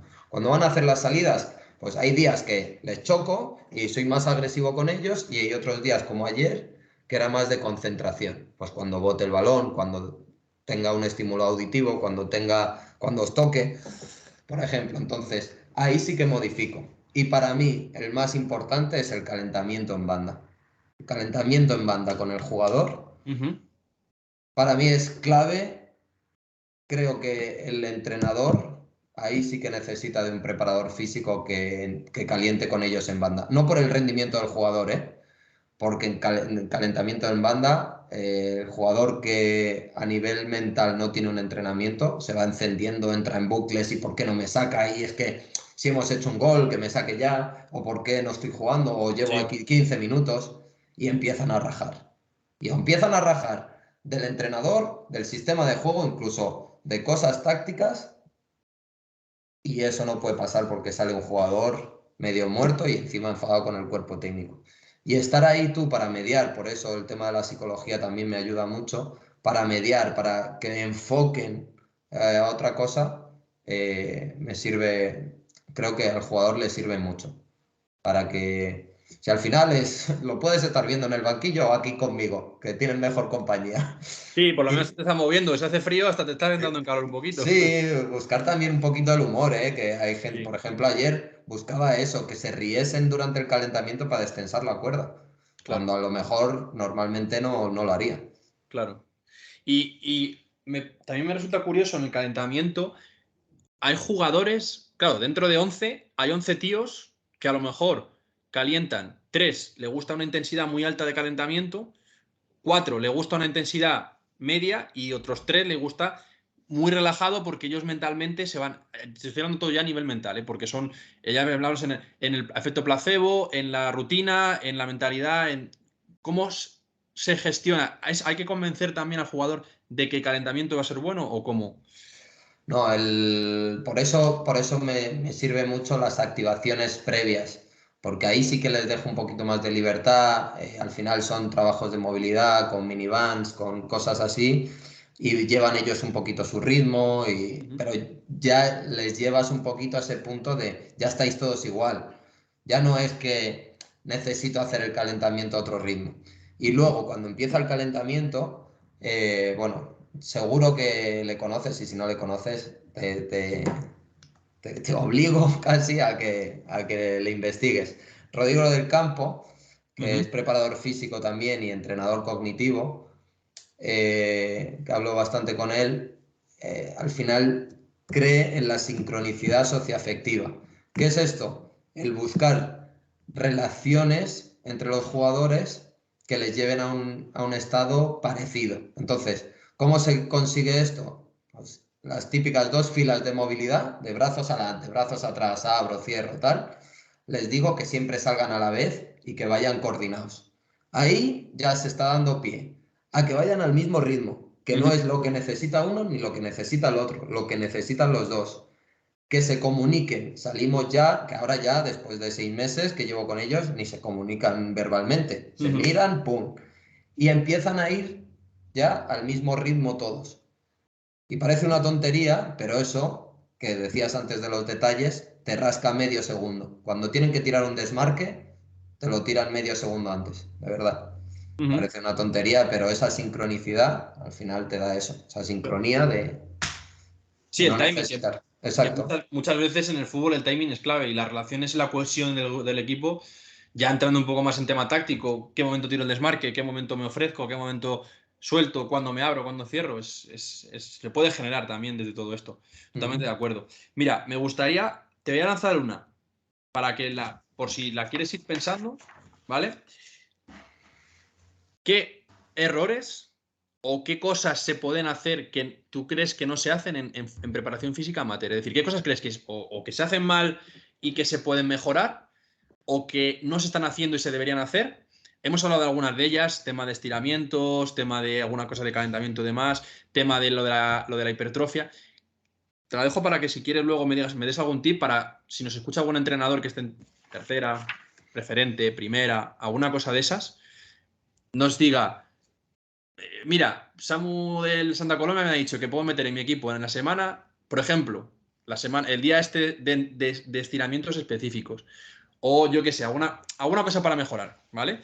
Pero antes de eso también te quería preguntar, ¿qué consejo le das a alguien, a un preparador físico? Vamos a centrarlo, como van a pasar por aquí entrenadores también, pero quiero que lo centres en un preparador físico. ¿Qué consejos le darías a un preparador físico que como tú o como tú estabas antes, está en fútbol regional o en fútbol amateur y quiere llegar al fútbol profesional? ¿Qué consejo le darías tú que lo has conseguido, ¿no? En este caso. Es difícil porque al final cada uno necesita un consejo diferente, yo creo, dependiendo de cuál es el conflicto interno que pueda estar teniendo. Pero yo te cuento lo que me ha servido a mí. Con ese cambio de prisma fue disfrutar de lo que hacía, porque en algún momento, si quieres dedicarte a esto, tienes que arriesgar. O sea, yo antes de Proas a Darbe estaba entrenando en gimnasios y decido romper con ello y meterme a full con esto. No me daba dinero, no conseguía vivir de ello, pero cuando iba en el coche y tenía atasco para ir a los campos de entrenamiento, miraba a los de al lado y decía, es que estos se van a una oficina ahora, a pasar 8 horas. Ya, Y yo me voy a un campo de fútbol, por muy poco que cobre. sí. Entonces, ser consciente de eso, de que al final es lo que más te gusta, tomártelo como que es... al final yo creo que el conocimiento se basa en experiencia, entonces equivócate. O sea, si estás en el fútbol amateur, estás en el mejor sitio para equivocarte y cuando vas creciendo te puedes seguir equivocando, ¿eh? Yo me sigo equivocando, pero no tienes el mismo margen para equivocarte. Claro. Entonces, si tú te vas poniendo en situaciones de estas, por ejemplo, allí en Proas, yo qué sé, si tienes una cámara te puedes grabar el entrenamiento o te pones un micro y cómo te comunicas y te revisas y yo qué sé, situaciones de esas de le estoy diciendo muy bien a este jugador, pues esto es una anécdota que me contaba Alejandro Sajeras del Proas, me decía, yo tenía un jugador cuando estaba en Argentina en el River Plate que me decía en los calentamientos, no me nombres más, porque cuanto más me nombras, las cámaras más me apuntan. Y si me equivoco, ¿qué? Ya. Entonces le estaba generando presión. Entonces eso, escuchar mucho porque cada uno, lo que hablábamos, al final necesitan una cosita y la clave del éxito para mí en cualquier cosa, o sea, en cualquier trabajo, es las habilidades sociales. Las habilidades sociales y eso te lo da comunicándote. qué necesita cada uno de ti o qué necesita en sí y que a lo mejor tú no puedes hacer nada, ¿eh? Claro. Pero simplemente escuchando ya te van a abrir muchas puertas, ya saben que estás ahí para algo y crearte esas herramientas para ir entrando a los jugadores, al cuerpo técnico, a cualquier situación. O sea, conocer, tener información, creo que es la clave. Se lleva, el que esté apuntando con papel y boli se lleva unos cuantos consejos buenos, ¿eh? Y gratis además. Ahora estamos en la era del dato, que todo es famoso, Big Data, los analistas, no sé qué. ¿Cómo, bueno, cómo crees, qué aportación crees que puede tener el dato en la preparación física? ¿Y cómo lo gestionas tú? Si lo gestionas o no lo gestionas, o solo algunas pinceladas. ¿Cómo ves tú el tema del dato en la preparación física? No quiero contestar mal porque si no me van a tachar algunos, me van a decir, "Pues vaya mierda de preparador físico". Pero el dato le doy la importancia justa, porque al final un dato normalmente está descontextualizado. Es decir, si tú miras GPS, el que ha corrido más no tiene por qué haber ganado el partido. Si yo miro lo de los saltos que te decía, simplemente lo utilizo para eso, para que me dé algo de información y esa es la llave para tener una conversación con quien tenga que tenerla. Oye, pues no me estás mejorando en salto. ¿Qué estamos haciendo? ¿Qué estás comiendo? ¿Qué estás haciendo con tu entrenador? ¿Qué podemos...? Que a lo mejor está todo bien, ¿eh? Que a lo mejor pues no hay margen de mejora, que dudo, a no ser dependiendo de la edad, pero... Y ya está. O hay una cosa que era una de las cosas que estaba pensando que qué se puede hacer en el fútbol amateur. Para mí el test wellness, que es simplemente que yo lo hago con, bueno, el año pasado lo hacía con el Google Forms, este año los fisios con los que trabajo tenían una aplicación de móvil, y es preguntarle al jugador cómo ha dormido, qué nivel de estrés tiene, qué fatiga muscular tiene, si tiene dolor muscular, y yo el año pasado ponía incluso confianza, del 1 al 10. Y ahí te van a dar datos, pues, cómo está este jugador. Que luego, el que te pone, por ejemplo, el portero de este año, uno de ellos, me pone siempre que ha dormido un 5, del 1 al 10, donde el 10 es muy bien. Y me pone siempre un 5. Y ya, pues fui ahí y le dije, ¿duermes mal todos los días? Y me dice, no, para mí un 5, que duermo bien. O sea, para mí un El 10, baremo. claro, dije, tengo un niño pequeño, o sea, ¿qué quieres? O sea, nunca duermo del tirón. Pero para mí es un 5, que es estar bien. Entonces, Aceptable. ya está. O sea, yo no me tengo que alarmar, pero es eso, generar esa confianza y esas conversaciones. Que me parece, pues eso, me ha puesto de dolor un 9, a ver qué le pasa. O Claro. si puede entrenar o no puede entrenar. No, es un golpe, pero es que me duele muchísimo. O hay alguno que viene de no jugar y o no me contesta el wellness o no me lo o me pone un 10 en todo. Ir, y yo ya sé que este está enfadado. Ir, ¿qué pasa? ¿Con quién estás enfadado? ¿Estás enfadado conmigo? ¿Estás enfadado contigo por no jugar o con el míster o con tal? Digo que esto solo te sirve a ti, ¿eh? Que esto es para ayudarte a ti. Entonces, Yo, bueno, te da pie a conversaciones, nada más. yo creo que ese enfoque que dices, muy poca gente lo tiene en cuenta de usar el dato para acercarse al jugador e incluso mejorar al jugador y a intentar ayudarle con lo que haga falta. Porque muchas veces yo siento que me gusta por eso la respuesta que me has dado en cierta manera, porque estoy totalmente de acuerdo contigo yo, que el dato es importante, te dice cosas, te da información, pero esa información por sí sola no supone nada y muchas veces es información irrelevante. Es decir, no, es que lo que tú decías, mi equipo, es que hay entrenadores o preparadores físicos también que sacan pecho. Mi equipo es el que más corre de la liga, o mi equipo es el que más esfuerzos de alta intensidad hace del minuto 80 al 90, o mi equipo es el que más, ya, pero tu equipo pierde todos los duelos, tu equipo tira 2 veces a portería y tu equipo va último, colega. Entonces no saques pecho de datos porque los datos, aquí lo que Ahora, importa es meter un gol más que el rival. ahora está muy de moda, ¿no? Que suben todos los equipos, el jugador que más metros ha recorrido, ¿no? Que están poniendo mucho. Vamos a mirar por qué ha recorrido tantos metros. A lo mejor que tu equipo no ha tenido el balón en ningún momento, o a lo mejor tu modelo de juego, este jugador tira muchos desmarques. Es que no te está diciendo realmente nada. Porque Sí, si no lo contextualizas, claro. y también, que se me ha ocurrido ahora, ¿para qué utilizo el dato también? Es estrategia de marketing. O sea, si hay algo que funciona Ujú. y yo tengo un dato objetivo, lo voy a utilizar a mi favor. Por ejemplo, hay un partido que pues, ha estado muy igualado, era contra un rival de arriba y nosotros utilizamos Way Scout, me salta un dato en el que los duelos aéreos los hemos ganado casi todos. Y digo, aquí refuerzo positivo y encima, como los duelos se ganan por saltar y por estar fuerte, también por estar bien posicionado, medir la trayectoria y todo esto, a mí está reforzando mi trabajo como preparador físico y ellos me lo compran. Claro. Que a lo mejor podía haber resaltado otros datos que, que no eran tanto marketing. Y que son malos. Claro, o los test de salto. Sí, sirve para tener una evaluación y no me importa, porque a lo mejor esto lo escucha algún jugador, pero yo lo utilizo como marketing y no me importa porque al final el objetivo de esto es que mejoren.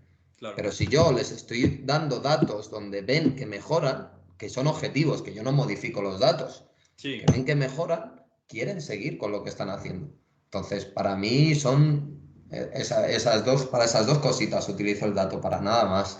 Contextualizarlo bien y hablar, hablar, hablar, hablar. Pero bueno. Luego también, ya para ir cerrando los temas que tenía yo un poco en el tintero, el tema, porque te he escuchado hablarlo y quería que lo hablases más en profundidad, el tema de la readaptación y la prevención. ¿En qué momento lo metes tú en la sesión? ¿Lo haces aparte? ¿Lo haces antes, después? Sobre todo, bueno, la readaptación entiendo que va aparte. La prevención, que no sé si es prevención, propiocepción o cuál es el término, pero para prevenir lesiones.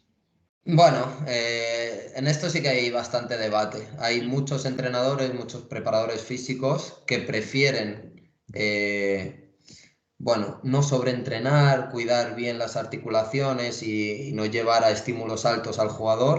O sea, es decir, el jugador a nivel condicional a lo mejor no mejora tanto.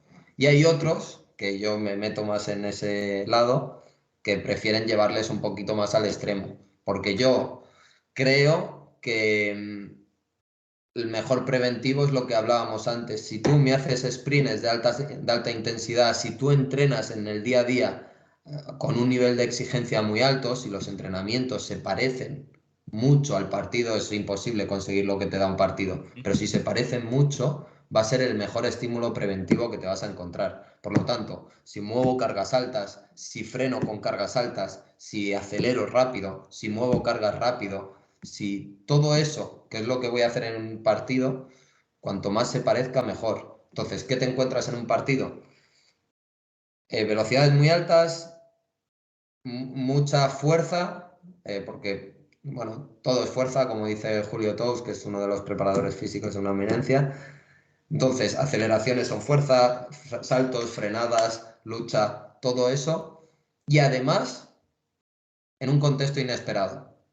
Es decir, si yo en el gimnasio también de vez en cuando les meto, pues cuando te diga tu compañero derecha, levantas la mancuerna derecha. Y cuando saltes y tengas que caer, vas a caer con la pierna que te diga tu compañero, o te va a mover en el aire, o todas estas cosas, para mí son los estímulos que te preparan.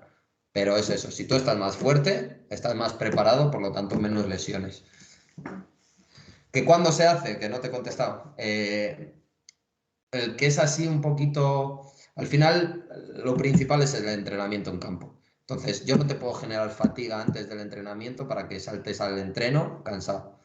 Entonces, en ese momento sí que hago más activación, donde no mejoro las capacidades del jugador, simplemente preparo al jugador para lo que se va a encontrar. Ujú. Entonces, el gimnasio previo sí que es una activación de core, algo de mover fuerza, frenadas, aceleraciones, algo, o esos patrones de movimiento los desgrano y digo, pues, ¿qué necesita, qué grupos musculares o qué músculo necesita para acelerar? Pues vamos a hacer esto, esto y esto en el gimnasio. Y luego, sí, después del entrenamiento en campo, se puede hacer todo esto: entrenamiento de capacidad aeróbica, entrenamiento de hipertrofia, cosas para mejorar al jugador, pero que ya no va a influir en Ujú. el entrenamiento principal. Y luego, mira, me están ocurriendo también más cosas que son dudas que me surgen, inquietudes que me surgen Claro. de la conversación, que es parte de lo que el objetivo de esto. Es, por un lado, ¿cómo estructuráis el trabajo físico en una semana? Es decir, después de partido hasta siguiente partido. Entiendo que regenerativo, fuerza, resistencia, velocidad, o hacéis todo junto cada día, o no hacéis distinción. Eso por un lado. Y luego, también, bueno, respóndeme a esa y luego ya sí pasamos a la siguiente. Vale. Bueno, yo cambio mucho en el sentido de que una de mis prioridades es que el jugador venga y no sepa lo que le toca, por lo menos en mi parte, ya sea el calentamiento, ya sea la parte de gimnasio. Entonces, sí que es verdad que los lunes va marcado la hipertrofia porque eso regenera al o sea, hipertrofia del tren superior, porque ayuda a limpiar el cuerpo de lo que ha generado un partido. Entonces, bueno, me ayudan mucho los fisios también y hacen un trabajo de hipertrofia, pero me gusta cambiarles, variar las tareas, los ejercicios que tiene que hacer. Después, miércoles sí que les hago un trabajo de fuerza de tren inferior, que ya te digo, cambio mucho, pues si va a haber un partido donde va a haber mucha lucha, pues vamos a hacer estímulos de lucha y así, si les voy metiendo eso durante la semana, a lo mejor ya van con un poquito más de confianza. Yo no te digo que vayan a ganar por el entrenamiento que han hecho, pero a lo mejor algo más de confianza sí que tienen, pues llevamos peleando toda la semana, me pego con quien sea. Ujú. Entonces les voy cambiando un poquito. Y luego, jueves, nosotros no disponemos de gimnasio, entonces hacemos en campo un poquito, Ujú. pero ya mucho más específico, cualidades específicas se llaman, que eso, aceleraciones, cambios de dirección, frenadas, saltos, más desplazamientos, velocidad con balón, proteger el balón, todo ya mucho más específico. Viernes hacemos gimnasio, que normalmente es algo más de activación o como llaman preventivo. Y sábado y domingo no tenemos gimnasio, pero a mí me encantaría hacer gimnasio porque al final como activación y como, por ejemplo, si juegas por la noche como nos tocó ayer, hacer algo, dos, tres tareas de fuerza muy cortitas que no generen fatiga, activa al jugador para que no vaya con tanto tiempo sin haberse movido o sin haber tenido un estímulo de fuerza. La otra pregunta que te quería hacer antes era si, no lo sé, si en vuestro trabajo de preparación física distinguís el trabajo que tienen que hacer por a nivel específico, por puestos o por líneas o por... Porque yo entiendo que, por ejemplo, un central también depende, ojo, depende del modelo de juego, depende del montón de cosas y el contexto en general, ¿no? Porque a lo mejor en tu modelo de juego, como es todo directo, pues todo el mundo tiene que disputar por arriba, pero lo lógico a lo mejor en un equipo es que un central dispute más por arriba, salte más que un extremo o que un punta o un lateral incluso. No sé si lo contempláis o no lo hacéis o... Bueno, lo hago menos de, bueno, te iba a decir, lo hago menos de lo que me gustaría, pero tampoco me gustaría hacerlo tanto. Es decir, divido la preparación física en gimnasio muy parecido a como lo hacía con los niños. Con los niños lo hacía por edades, donde tienen que conseguir primero una calidad de movimiento para luego poder hacer ya la fuerza más específica. Y es como divido un poco la temporada. O sea, al principio me interesa que la calidad del movimiento, que los ejercicios los hagan bien y que hagan ejercicios muy globales. Entonces, ahí estoy preparando a todos igual. Todos necesitamos hacer una sentadilla bien, todos necesitamos, yo qué sé, hacer un peso muerto bien. Y luego, ya sí que lo voy, ahora por ejemplo, sí que estoy metiendo estímulos un poquito, pero ya te digo, por cambiarles un poco. Y dependiendo, porque a lo mejor tienes dos extremos, porque lo estabas diciendo como posiciones, por posiciones, a lo mejor tienes dos extremos diferentes. Sí, también. Uno que te sirve para jugar un poquito más por dentro y otro que es mucho más explosivo y es más regateador. Ujú. Y bueno, pues entonces también hay que entrenarles un poquito diferentes. Pero ya te digo, todo eso al final lo van a entrenar en campo. Claro. Es cuando se va a distinguir mucho la posición, Sí, porque vas a hacer más aceleraciones, más frenadas, más golpeos dependiendo de tu posición y más claro, metros. claro. Entonces tampoco le doy tanta importancia, pero sí que hay veces que por que se sientan queridos un poco, Ajá. sí que les pongo, pues hoy va a ser por posiciones. Qué bueno. Yo también te quería que, bueno, aprovechando la pregunta que te dejé en el aire antes, la de los qué errores se cometen o qué cosas crees que pueden mejorar en el fútbol amateur, en la preparación física, te lo quiero ver si lo podemos enlazar con el tema de la preparación física en el fútbol formativo. Es decir, no sé si a ti te gusta o no, te llevas las manos a la cabeza cuando ves a unos infantiles haciendo trabajo específico de fuerza, o crees que es imprescindible que hagan un trabajo físico de fuerza, o sea, específico, perdón, de fuerza, o no sé, tu opinión, o cómo se debería trabajar, o cómo crees tú que a lo mejor en las etapas hay que meter la preparación física, así un poco por encima a grandes rasgos. Para mí es imprescindible, sí, iba a decir imprescindibilísimo. Y cada vez más, para mí, lo que te he dicho, todo es fuerza y lo que se va a encontrar el niño es eso. Eh, Fuerza aplicada para jugar al fútbol. Pues esos saltos, aceleraciones, frenadas. ¿Qué pasa? Que cuando nosotros éramos pequeños íbamos al entrenamiento habiendo jugado al fútbol en el recreo, antes de que empezasen las clases, cuando terminaba el colegio te quedabas un rato, Sí, parque, fútbol, fútbol, fútbol, fútbol, y llegabas al entrenamiento habiendo entrenado. sí, Fuerza, porque al final era fuerza.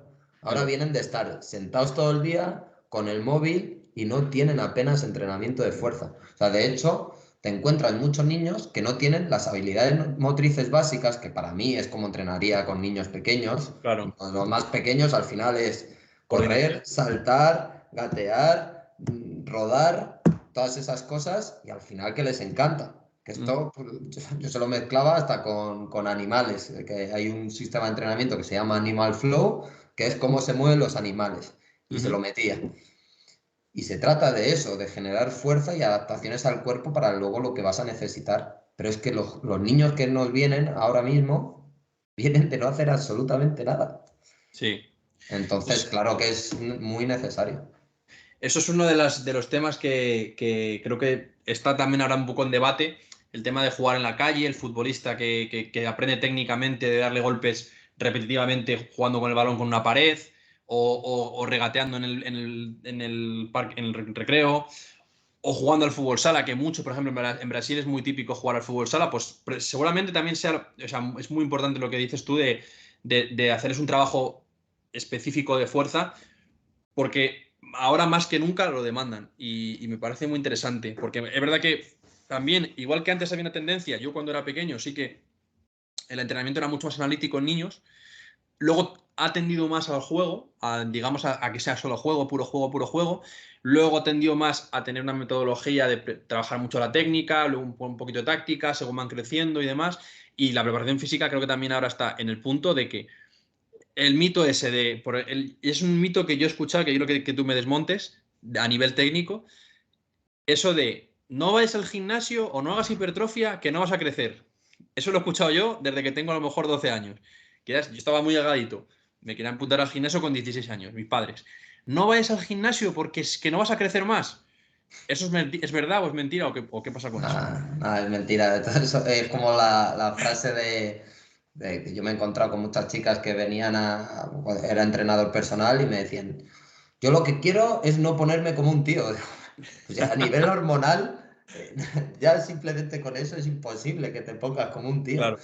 Pues exactamente lo mismo, a nivel hormonal estamos preparados para tener un crecimiento que no lo modifica el entrenamiento. O sea, lo que lo puede modificar son, pues, eso, anabolizantes y cosas de esas que ya te trastocan todo el sistema, pero un niño que se mueva mejor y que pueda incluso mover cargas, que yo no lo veo mal, siempre y cuando adaptándolas a su peso y a Ujú, lo que permite esa articulación y hacer una flexión. Nosotros la hacíamos porque nos caíamos todo el rato y nos teníamos que levantar y eso era hacer una flexión. Pasa ujú. pues eso es lo que venimos ahora encontrándonos, es que el niño no se le levanta porque está jugando a la Play todo el día y no se cae nunca. Entonces no ha hecho una flexión de pecho casi nunca. Qué importante es el contexto, que es lo que hemos hablado yo toda la charla. Que claro, muchas de estas preguntas parecen sí, no, yo creo en esto, y es como, joder, el contexto me lleva a hacer esto o me lleva a hacer esto otro. Entonces es muy importante eso. Y ahora, por ejemplo, con relación con lo que estabas diciendo, yo veo últimamente mucho por Twitter, muchos preparadores físicos de nivel, que ponen como ejemplificador que en Estados Unidos está habiendo una tendencia que en el colegio, en lo que es educación física de toda la vida, antes era lo que hemos vivido, yo creo, tanto tú como yo, es más de juegos, de voleibol, de fútbol, de no sé qué.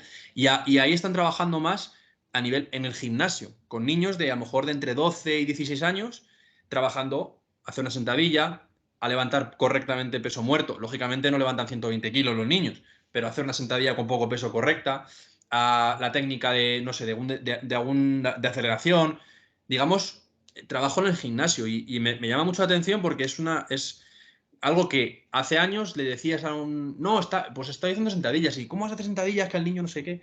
Tú, eso, no sé si lo has visto, no sé si sabes de lo que te hablo. Sí, a ver, no he visto tanto, pero es como todo, es mejor eso que nada.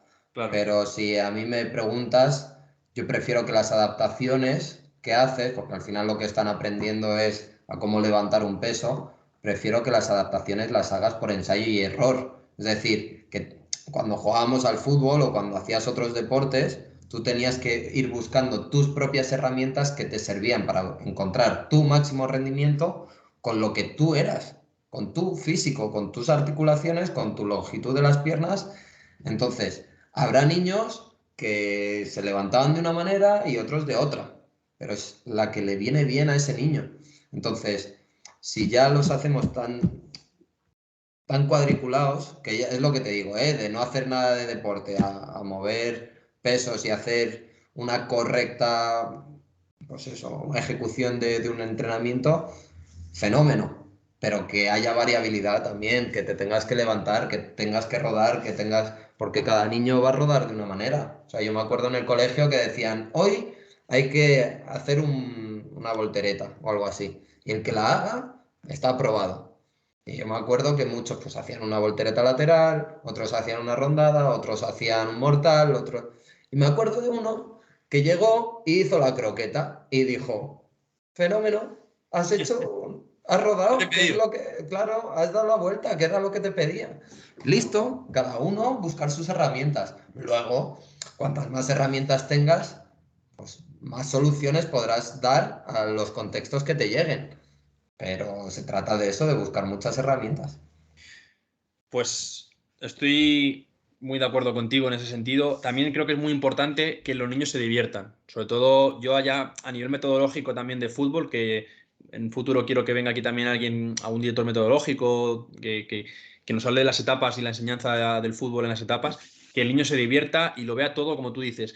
A los adultos quizá les convenzas más con la competitividad y con su propio desarrollo como futbolista, y a los niños seguramente les convenzas más desde la diversión, desde el pasárselo bien de esta otra manera.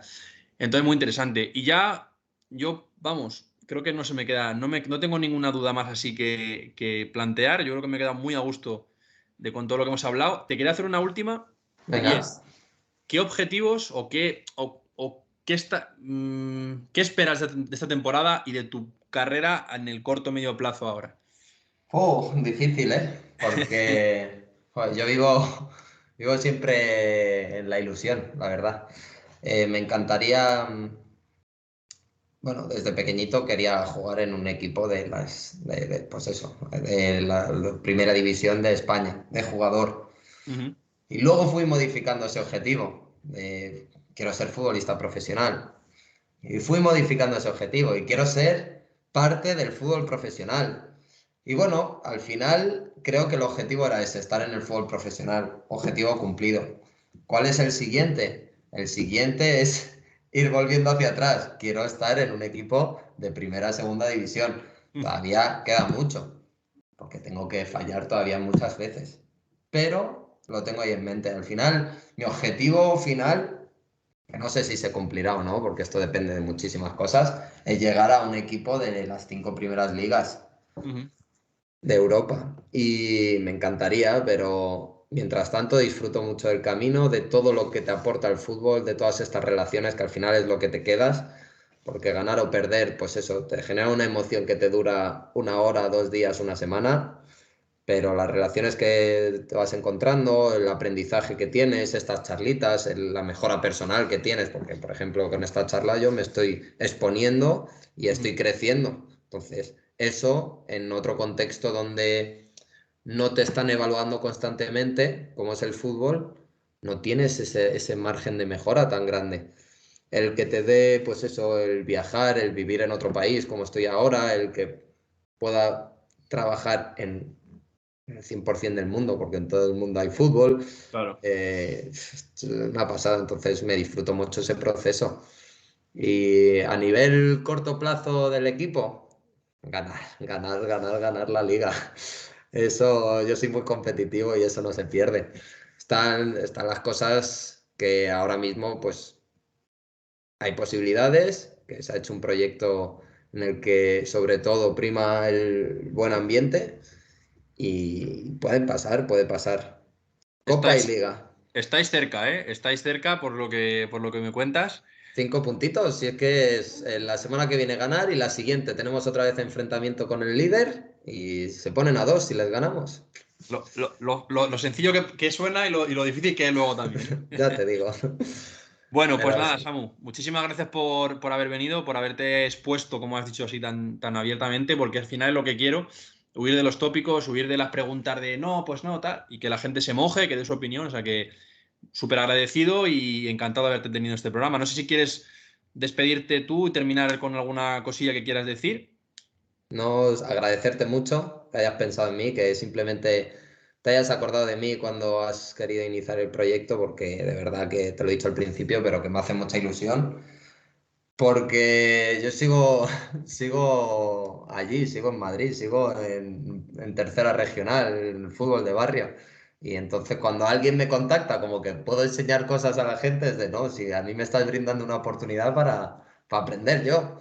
Sí. Así que nada, muchas gracias por acordarte y nada, que te deseo lo mejor en este proyecto. Y si se quedan cosas en el tintero, no hay problema de hacer otra. Hacemos. Cuando la gente ya se haya olvidado de esta. Haremos en la segunda temporada, haremos la segunda la vuelta y vamos, seguro que habrá mil cosas más que hablar y ojalá estés en un punto de tu carrera muy alto para que nos puedas contar todo lo que has conseguido hasta ese momento. Venga, Así que perfecto. nada, Samu, te deseo lo mejor y bueno, ya estaremos siguiéndonos la pista mutuamente. Perfecto. Un abrazo muy Venga, grande. un abrazo.